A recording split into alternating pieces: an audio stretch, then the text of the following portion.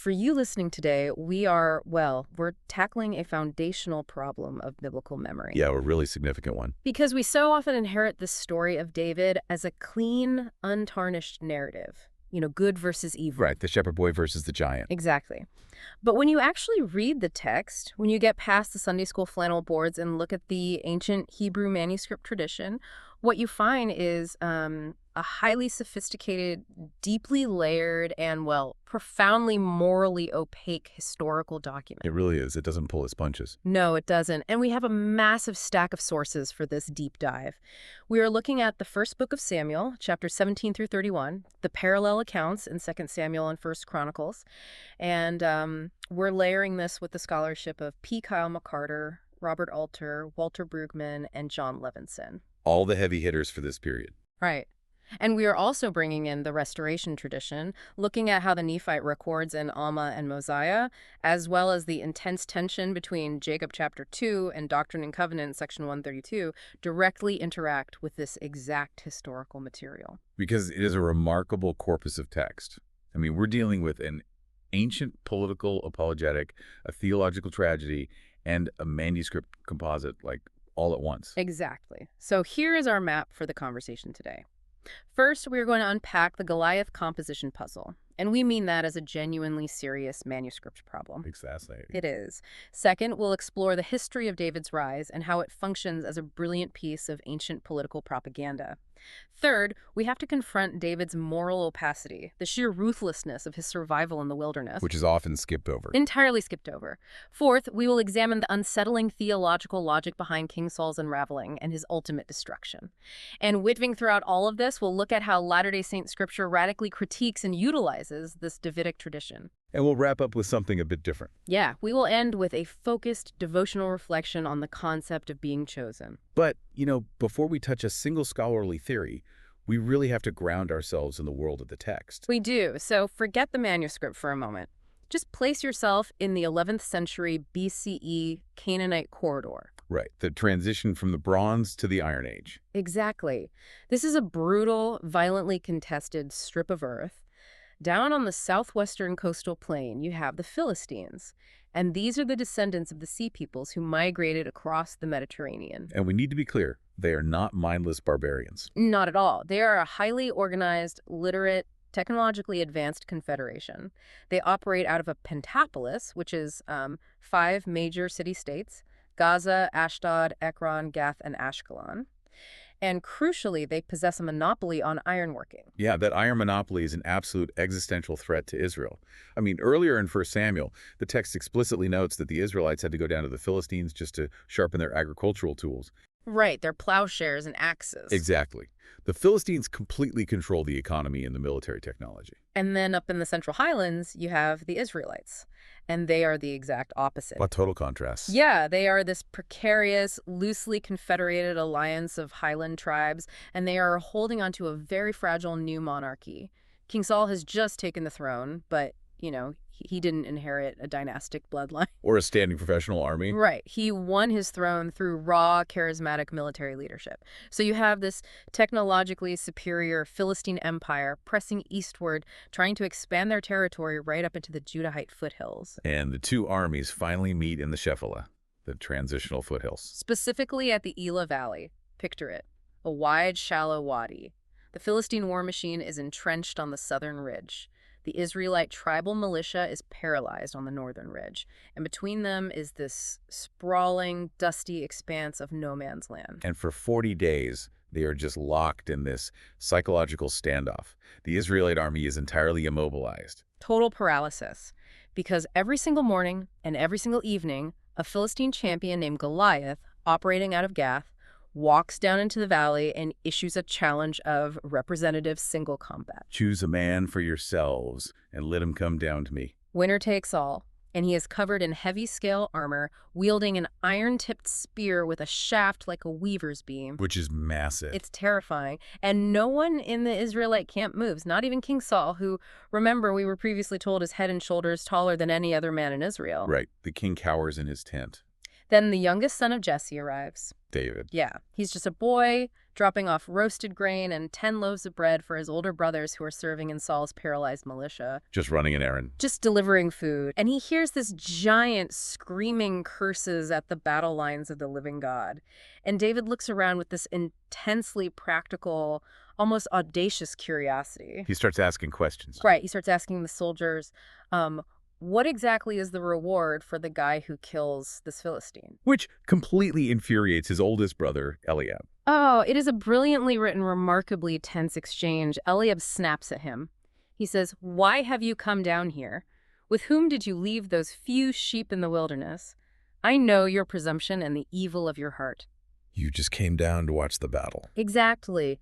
It is the bitter, localized resentment of the older brother who was passed over by the prophet Samuel back in chapter 16, watching the younger, chosen, anointed brother walk onto the stage. But David just turns away from him. He does. He simply pivots. He secures an audience with Saul.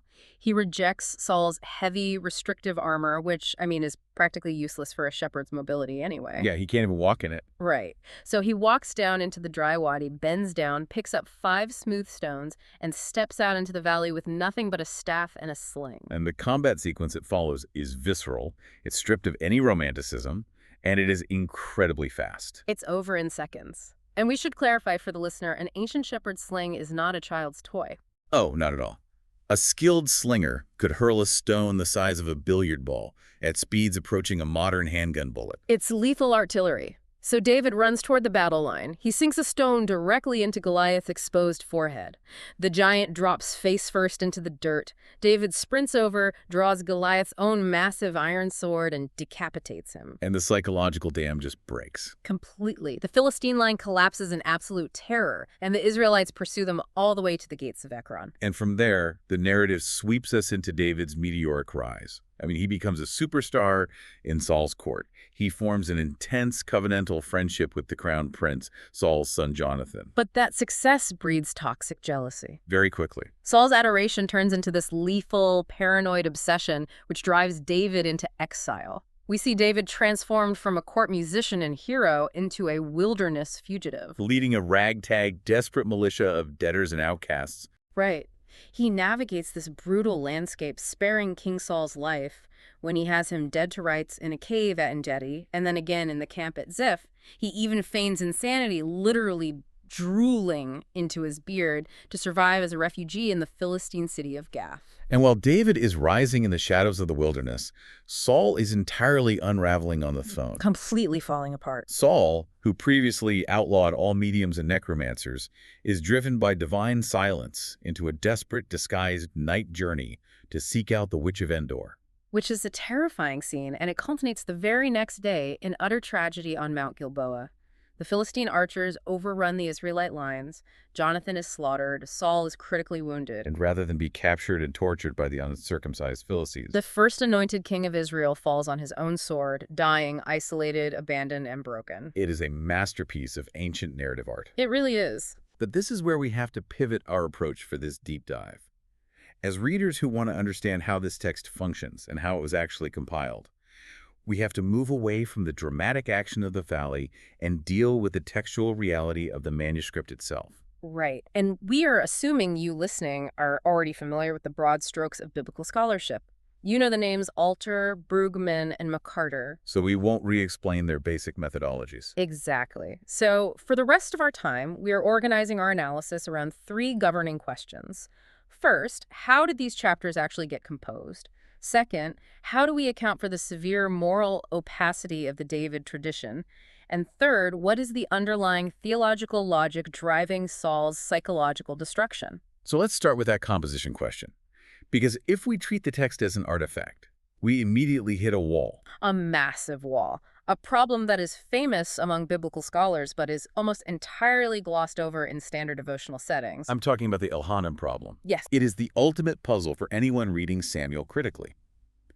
In 1 Samuel chapter 17, David kills Goliath.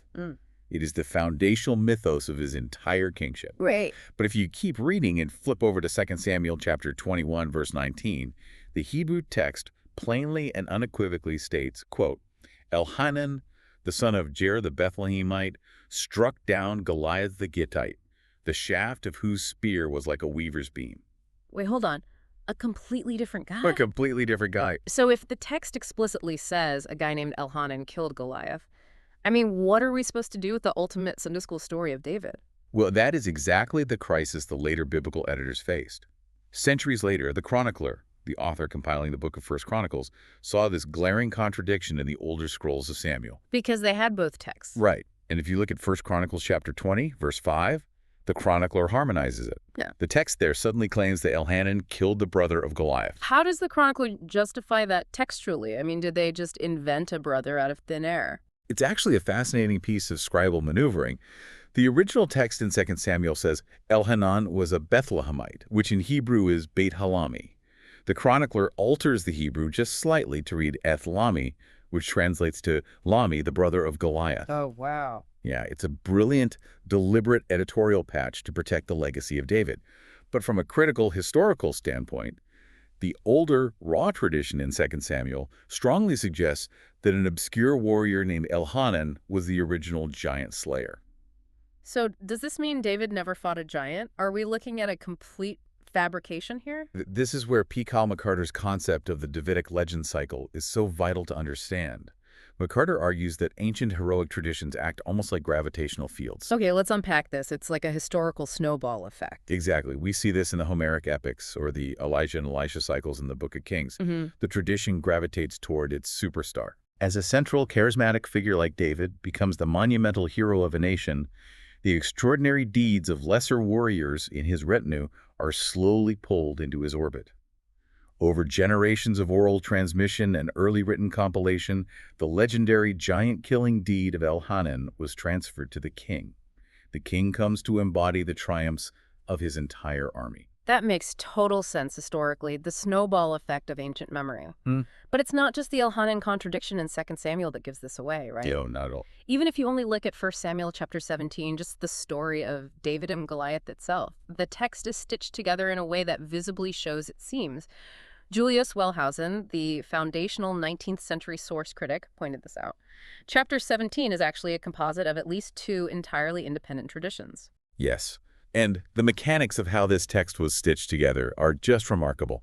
If you sit down with your Bible and read verses 1 through 11, then completely skip the middle and jump to verses 32 through 40 and then jump again to verses 51 through 54, you get a perfectly coherent, fast-paced, logically consistent story. It flows perfectly. It really does. But if you read the verses in between, the ones you just skipped, verses 12 through 31 and 41 through 50, you get a slightly different version of events that creates massive continuity errors. Right. The most glaring seam is right at the end of the chapter, because back in chapter 16, David has already been brought into Saul's royal court to play the lyre to soothe the king's dark moods. The text in chapter 16 explicitly says, Saul loved him greatly, and he became his armor-bearer. He's part of the royal household. Exactly. But then, in chapter 17, immediately after David kills Goliath, Saul turns to his general Abner and says, "Whose son is this young man?" He has absolutely no idea who David is. It's a jarring contradiction. I mean, how can the king not recognize his own beloved armor-bearer? He can't. Right. The answer lies in the transmission of the manuscript. And we actually have physical proof of this composite process. The Septuagint, the ancient Greek translation of the Hebrew Bible produced in the 3rd century BCE, actually omits the verses that cause this contradiction. Really? Yes. The Greek translators were working from a Hebrew vorlage, an underlying Hebrew scroll that was significantly shorter. It only contained one version of the story. So the Masoretic text, which is the expanded Hebrew version that our modern English Bibles are translated from, is a conflation.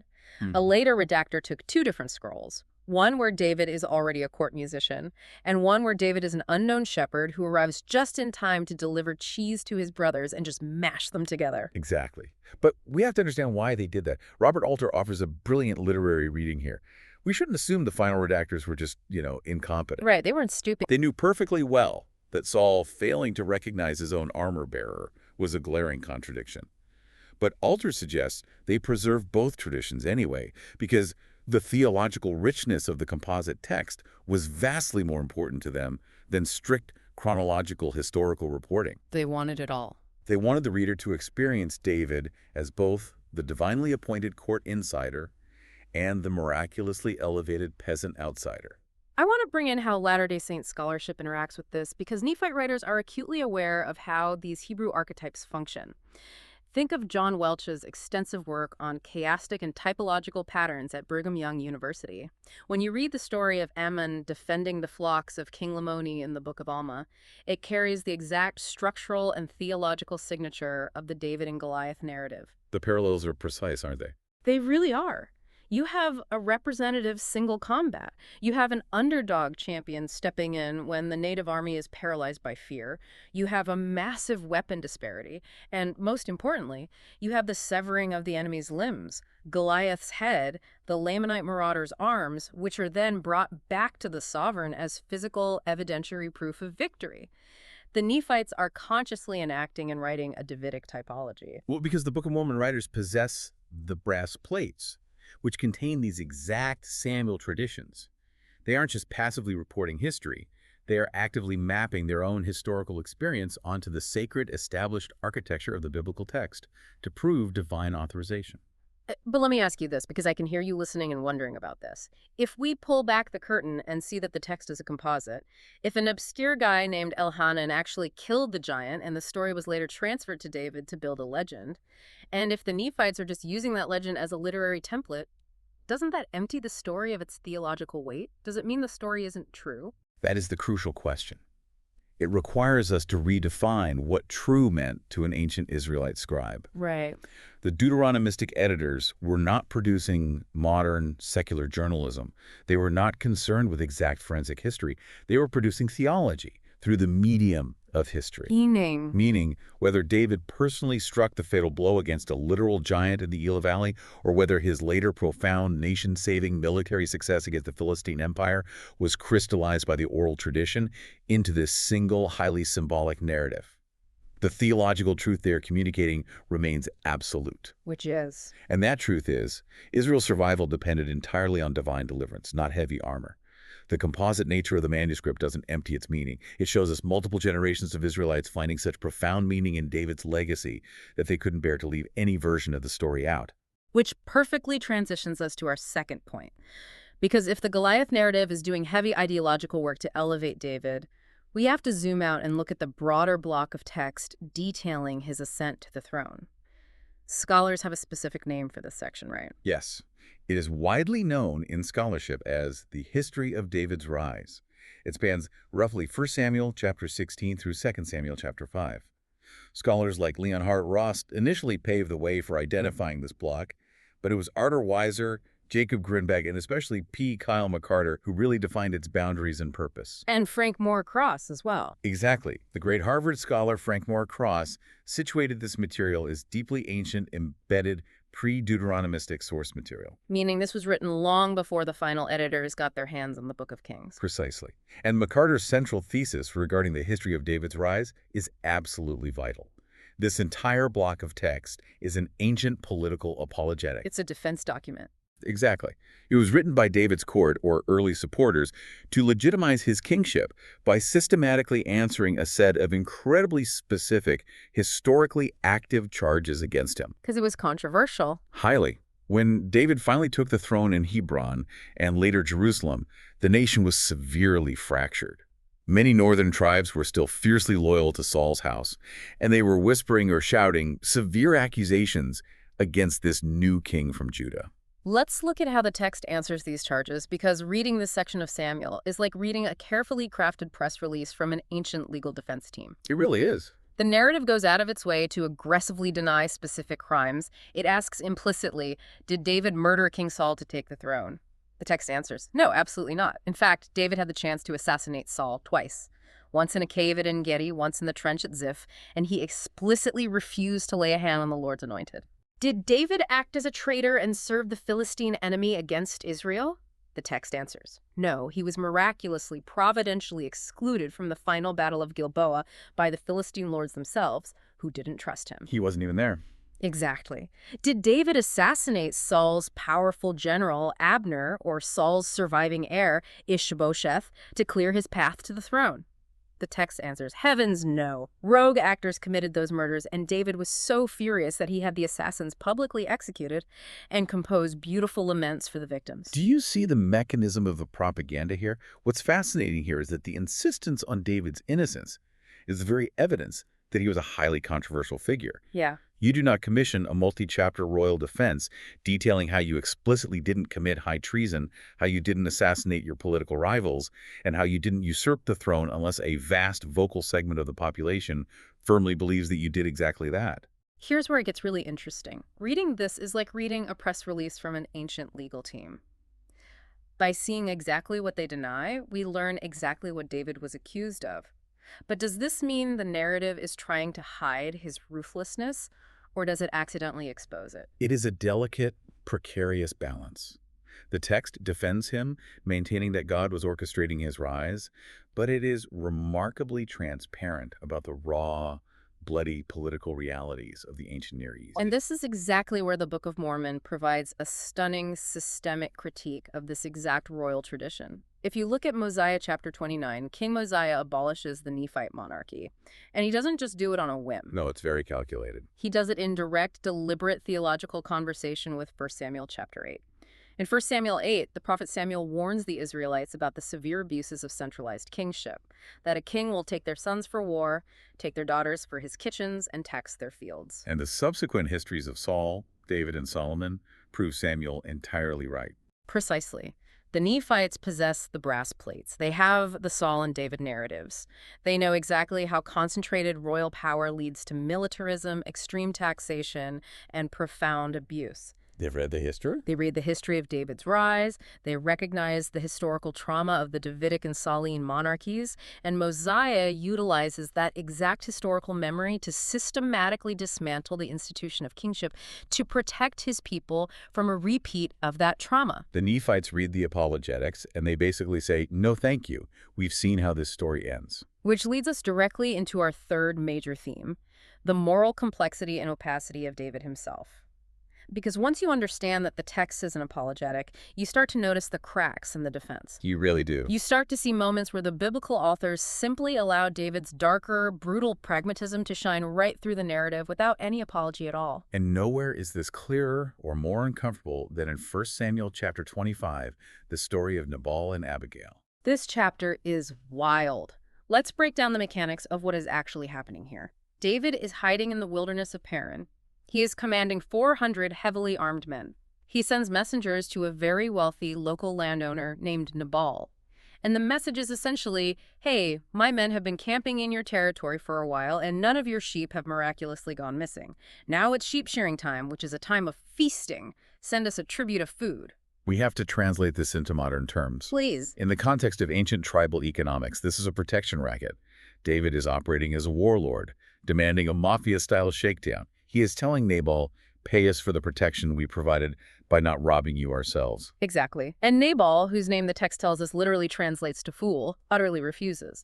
He insults David's messengers, calling David a runaway slave. So what does the righteous, patient, divinely chosen future king of Israel do? Does he pray for patience? No, he does not. No.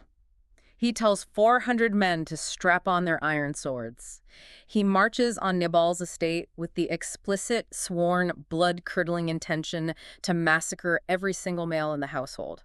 He is going to wipe out an entire family over an insult to his pride. And he is only stopped from committing a mass atrocity by Nabal's wife, Abigail. She is one of the most politically brilliant and theologically astute characters in the entire Hebrew Bible. She really is. She intercepts David on the road with a massive caravan of food and wine. She falls at his feet and essentially delivers a masterclass in political de-escalation. She tells David, my husband is a fool, but you are destined to be the king of Israel. If you slaughter this household today, you will carry the permanent stain of blood guilt on your reign forever. Let the Lord deal with your enemies. Do not do this with your own hand. She completely outmaneuvers him. Completely. She saves him from his own homicidal rage. But the story doesn't end there. 10 days later, the text says the Lord struck Nabal, and he conveniently suffers a stroke and dies. And what does David do? He immediately swoops in and marries Abigail, thereby securing her massive wealth, her vast estates, and profound political influence in the critical southern region of Judah. The text attributes Nabal's death to divine intervention. It maintains the apologetic line. God cleared the path for David, but the narrative refuses to hide the sheer, suspicious convenience of the timing, or David's immediate capitalization on the widow's wealth. Wow. It sits there in plain sight, deeply morally opaque. So what does this all mean? The text lets David be ruthlessly pragmatic, yet Sunday school lessons constantly sanitize him. Why do we demand purity from a figure the biblical authors were perfectly willing to present as deeply morally gray? And it gets even darker in chapter 27. Yes, Ziklag. David goes to the Philistine king of Gath, Achish, and actually becomes his vassal. He pledges loyalty to the enemy. Achish gives David the city of Ziklag. From Ziklag, David launches brutal military raids against neighboring peoples, the Geshurites, the Girzites, and the Amalekites. But he lies to his Philistine overlord. He tells Achish he is raiding his own people, the Israelites in Judah, to prove his absolute loyalty to the Philistines. Right. And to ensure no one can ever expose his lie to Achish, David systematically slaughters every single man and woman in those villages. He leaves no survivors to tell the tale. It is ethnic cleansing explicitly used to cover up a political lie. This is where Robert Alter's observations on Hebrew narrative reticence are so crucial for a reader to grasp. How so? Well, the biblical narrator rarely moralizes explicitly. There's almost never a voiceover saying, and this was evil in the sight of the Lord during these specific raids. But as Aitor points out, the lack of explicit condemnation in the text is not an endorsement of the behavior. It is an invitation for the reader to judge. The text is showing us a David who is surviving in a phenomenally brutal world, using brutally pragmatic, even evil, methods. Walter Brueggemann synthesizes this beautifully in his theology of David. Brueggemann argues that David represents human agency operating forcefully within divine purpose. Election, the reality of being chosen by God, does not magically purify the person. God chooses David, but David remains dangerously, violently human. Which raises a profound question about how religious traditions manage the memory of their founders. We see a massive tension regarding David's morality within the Restoration tradition itself. Yes, let's look at this because it is one of the most fascinating theological clashes in the canon. If you look at the Book of Mormon in Jacob chapter 2, the prophet Jacob delivers a categorical, scorching condemnation of David and Solomon's polygamy. Very strong words. Very strong. Jacob says their actions were abominable before me, saith the Lord. John Tvetnes and other scholars have shown how Jacob's rhetoric directly mirrors ancient Hebrew prophetic critiques against royal excess. Jacob views David's behavior as a pure, unmitigated violation of covenant. But then, fast forward to 1843 in Nauvoo. Right. Doctrine and Covenants, section 132, provides a highly qualified authorization of David's initial wives. The text there states they were given to him by the Lord, and it claims his only true sin was the murder of Uriah the Hittite to cover up his affair with Bathsheba. You have two canonical texts within the exact same religious tradition evaluating David's moral legacy in contrasting ways. One utilizes him as the ultimate archetype of apostate royal excess. The other attempts to carefully parse his authorized actions from his unauthorized murders. It perfectly mirrors the biblical text's own internal struggle to reconcile the divinely chosen king with the ruthless warlord. The ancient text lets David be ruthlessly pragmatic, yet we constantly try to sanitize him. But, we also have to acknowledge the beauty in David's story, particularly his relationships. Consider his covenant with Jonathan. It is the emotional core of 1 Samuel. It really is. The text says the soul of Jonathan was knit to the soul of David. Jonathan literally strips off his royal robe, his armor, and his sword, and hands them over to David. How do scholars interpret that intense language? Well, in partially presenting the scholarship here, some modern scholars, like Tom Horner and John Boswell, have read this text through a homoerotic lens, arguing that the intense emotional language and physical affection reflect a romantic or sexual relationship. Right. On the other hand, mainstream critical scholars like P. Kyle McCarter place this language firmly within the established context of ancient Near Eastern covenant treaties. In the ancient political lexicon of the region, the word love doesn't necessarily mean romance.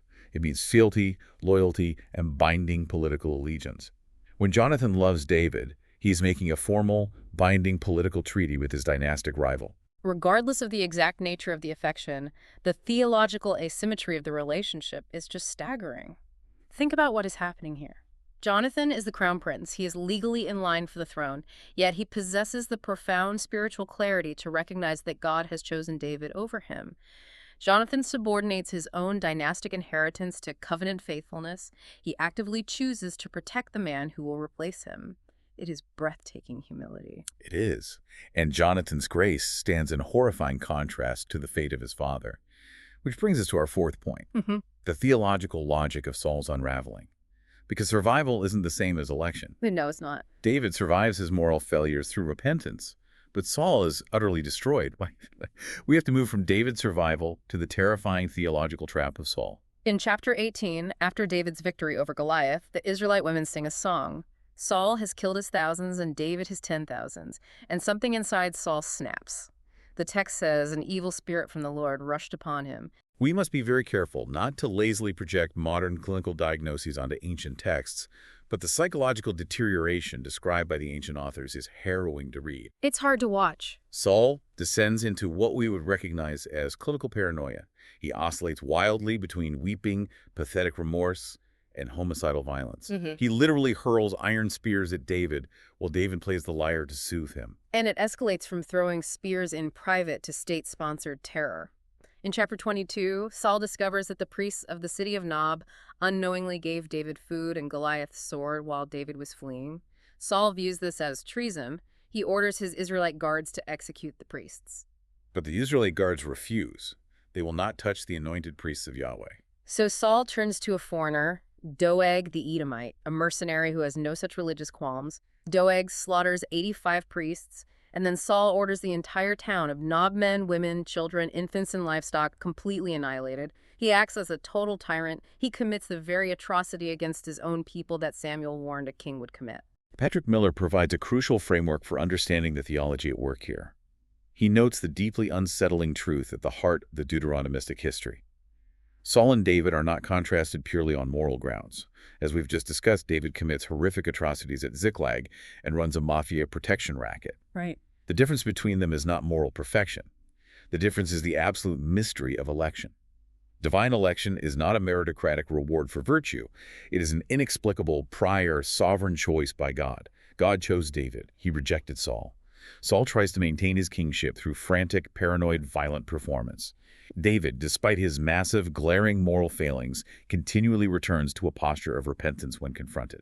This raises an intensely uncomfortable point. How are you, the listener, supposed to worship a God who sends an evil spirit to a struggling man and then offers absolutely no chance of redemption at Endor? It is the terror of absolute divine sovereignty. The biblical text does not shy away from it.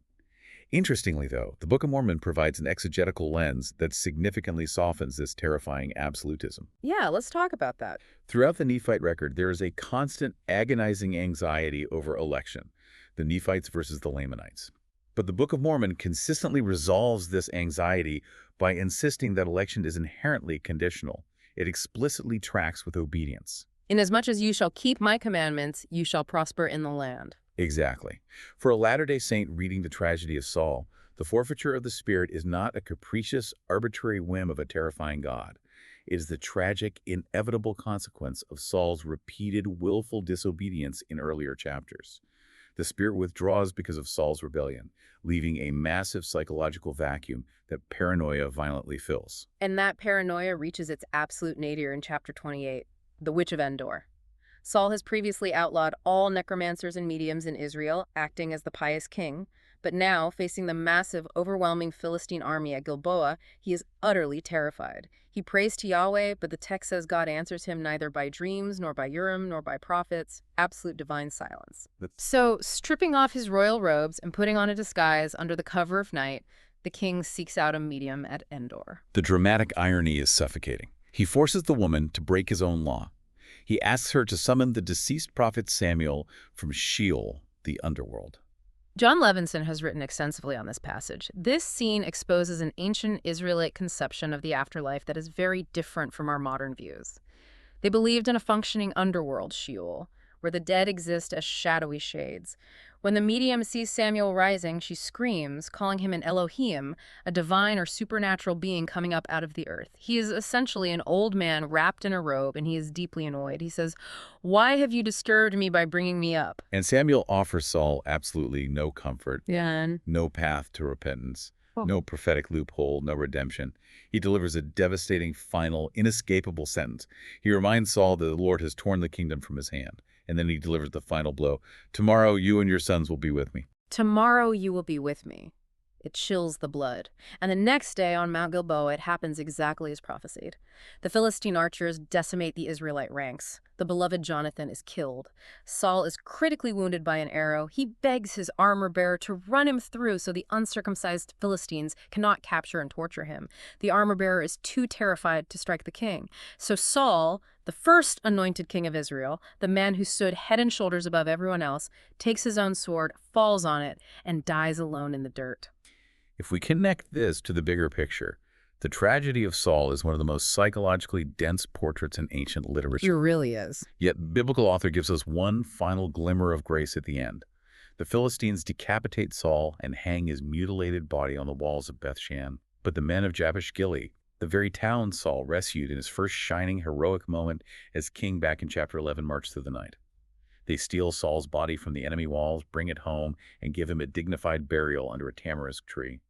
It is a final, beautiful act of loyalty to a broken king. We want to explicitly shift our tone here as we close. We are stepping entirely away from the established scholarship, the source criticism, and the historical apologetics. We want to move into a warm, personal, interpretive synthesis directed right at your spiritual life, drawing on what this text has shown us. Throughout this massive narrative block, we see the agonizing, crushing burden of being chosen. We do. Look at David. He's anointed by Samuel as a teenager. He is told he will be king, but he doesn't immediately ascend to a throne. He spends years, perhaps a decade, living in limestone caves, hunted like an animal, leading a militia of indebted, bitter, marginalized men in the wilderness of Adullam. So we ask you, what do you do in the gap between a sense of calling and its actual fulfillment? What do you do in your own spiritual wilderness when you know what God has promised you, but your current reality is a dark cave running for your life? David's wilderness years teach us something profound about waiting on the Lord. It is agonizingly slow. Saul's core failure, long before the paranoia set in, was his spiritual impatience. Saul simply could not endure the gap between the crisis and the divine answer. He couldn't wait. No, he substituted genuine trust with outward religious action. When Samuel was late to offer the sacrifice, Saul panicked and forced the sacrifice early.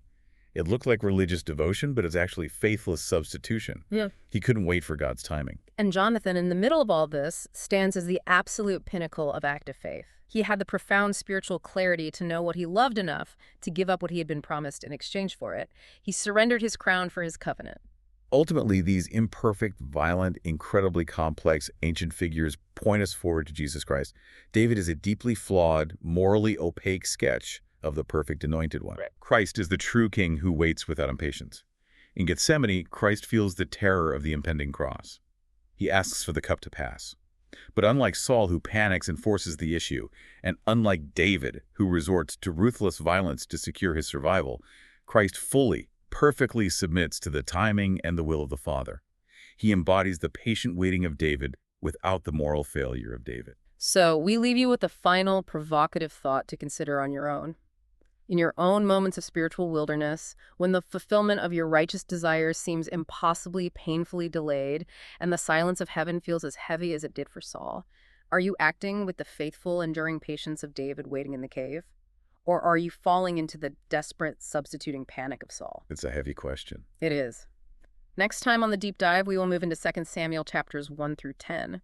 We will examine the heartbreaking lament over Saul and Jonathan, the establishment of the eternal Davidic covenant, and the dark, painful seeds of the family tragedies yet to come. Until then, keep looking closely at the text.